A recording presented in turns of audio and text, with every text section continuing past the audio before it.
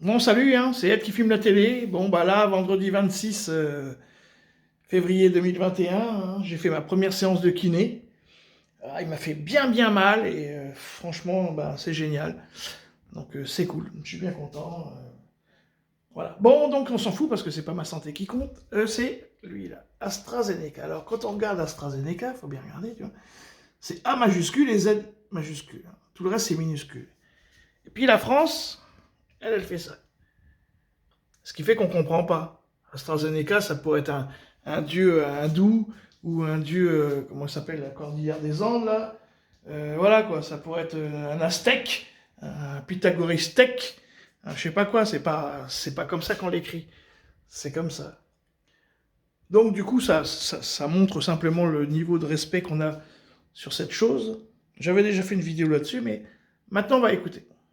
Vont permettre d'être stockés plus facilement. Très bien, allons-y. Si en plus l'étude écossaise vient rassurer sur AstraZeneca. Bon, pour les feignants, ça va être long, encore une fois, donc si vous voulez pas écouter, faut raccrocher tout de suite. Mais je parle pas forcément tout le temps, et quand je parle, si on comprend pas, ça sert à rien de rester sur ma chaîne. Merci.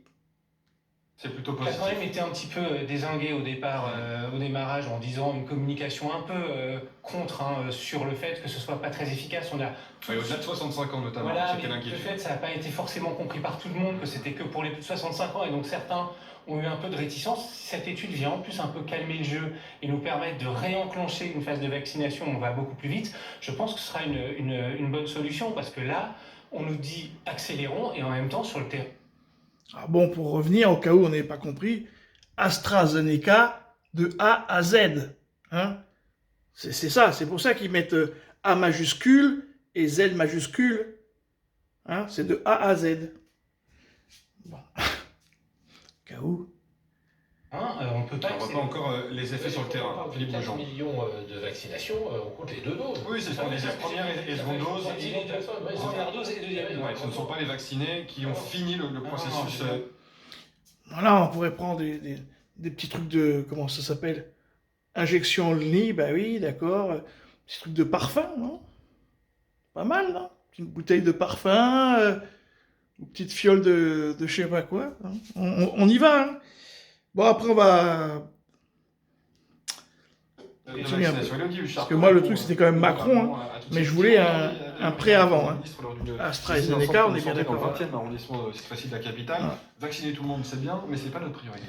Et je voulais avant. Surtout qu'ils savent que la vaccination qu'on a présentée en fait comme un espoir, ça prend du temps et que d'ici à ce que toute la population, même uniquement les populations les plus fragiles, soient concernées, il faut trouver d'autres solutions. C'est pourquoi c'est deux boîtes en fait. Hein. C'est pour ça. AstraZeneca, c'est deux boîtes. C'est pas AstraZeneca. Dans ces départements les plus touchés, parce mais bon, que journaliste... la vaccination, pour le moment, ne peut pas être la seule solution. Effectivement, vous le disiez à l'instant, parce qu'il y a des problèmes d'approvisionnement, ce qui fait que même certaines personnes qui devraient déjà être vaccinées ne le sont pas forcément. Il y a aussi le problème de prise de rendez-vous qui parfois est très long. Donc en attendant, il faut trouver des...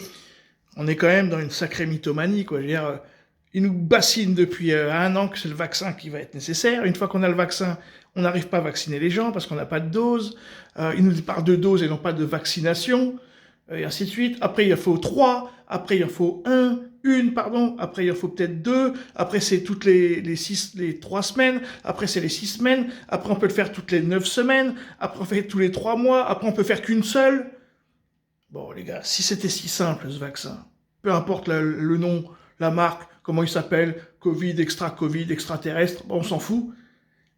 Si c'était si simple, franchement, c'est pas possible qu'il y ait autant de distorsion. Il n'y a pas un, à part Raoul et toute sa clique, là, il n'y a pas un, donc Perron, bon, il y a encore, après il y a des lâches, mais au moins les deux là, et Monté, celui qui a découvert le sida, là. Bon, sinon, c'est tous des guignols. Les mecs, ils viennent, l'autre, il veut faire de la politique, là. Comment il s'appelle, là, Juvin, là, Juvin. Ouais, maintenant, il veut être président de la République, le mec. Ah bon, l'autre, je sais pas quoi, Carbone, l'autre l'autre, il est payé par un tel, l'autre... Bon, franchement, la France, on la dépece. Voilà, de toute sa substantifique moelle. Et encore une fois, moi, je pose toujours la question que personne ne répond jamais. Sommes-nous toujours un pays nucléaire avec notre propre défense nucléaire? Et ça, Personne ne répond jamais, ni extrême droite, ni extrême gauche, ni milieu, personne.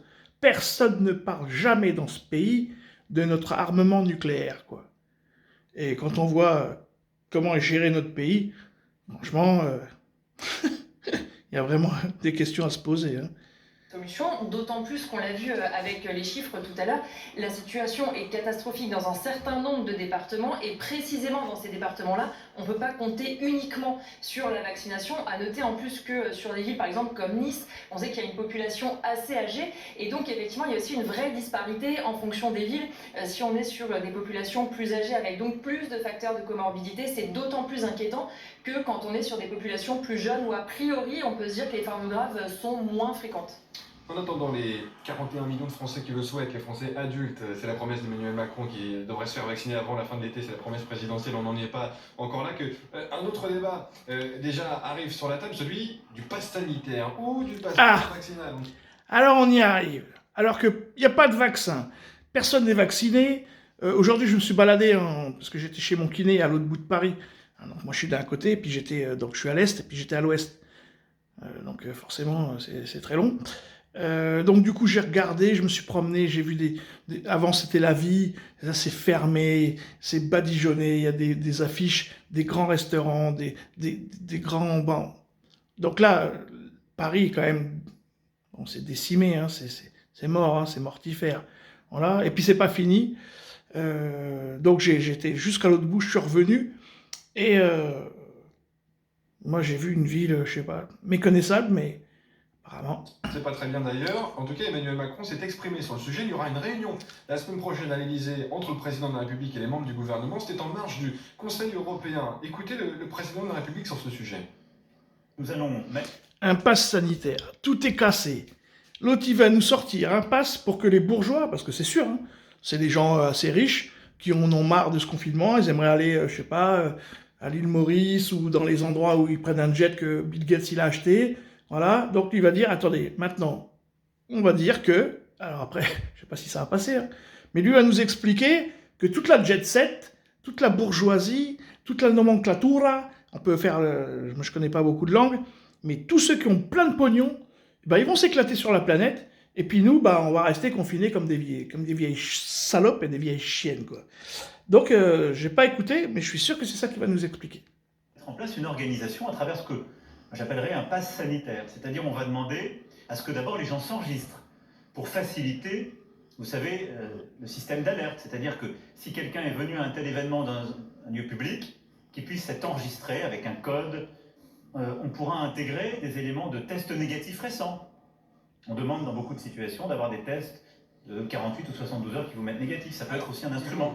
On pourra regarder aussi, On entend toujours le si président vous avez été de la République vacciné, s'exprimer, mais je ne vais pas ici préempter ce sujet, mais c'est un sujet important pour permettre de réouvrir ces lieux. on ne pouvait pas interrompre le président de la République. Philippe Goujon, ce passe. Alors, on peut pas interrompre, mais bon, du coup, là, ça casse la mob, parce qu'on voit bien que le gars, il parle. Après, bon, moi, je vais vous dispenser de tout ce qu'ils ont raconté après, hein, parce que voilà. Bon, évidemment que j'avais écouté l'autre connard, là. Mais c'est clair, quoi. Il nous dit, on n'a pas de vaccin, il veut déjà faire le truc à l'israélienne. Toutes ces histoires, ça sent pas bon, parce que de toutes les façons, ça peut pas fonctionner. La France n'est pas construite comme les États-Unis, ou comme la Suisse, ou comme l'Espagne, ou comme l'Allemagne, ou comme même la Belgique, ou même comme l'Angleterre, qui n'a pas de constitution, et peut-être même pas comme l'Italie, parce que ça fonctionne encore une fois par des régions. La France, elle est unique, et on veut dire que on va prendre tout le boubli-boulga, c'est-à-dire nous-mêmes, et puis on va nous mettre dans une machine à laver, et puis on va lessiver. Et c'est là que vous vous trompez. Ça peut pas fonctionner comme ça, parce que la France, elle a rien à voir avec tous les pays proches d'elle. Voilà, on est différents. Donc les gars, bah écoutez, je sais pas, aujourd'hui c'est Pourim, hein, c'est la dernière ligne droite de Pourim, hein, c'est une fête juive qui est destinée à Esther. Eh ben écoutez, moi je respecte, Shabbat Shalom, Shalom les frères, et puis protégez-vous, Shalom les sœurs.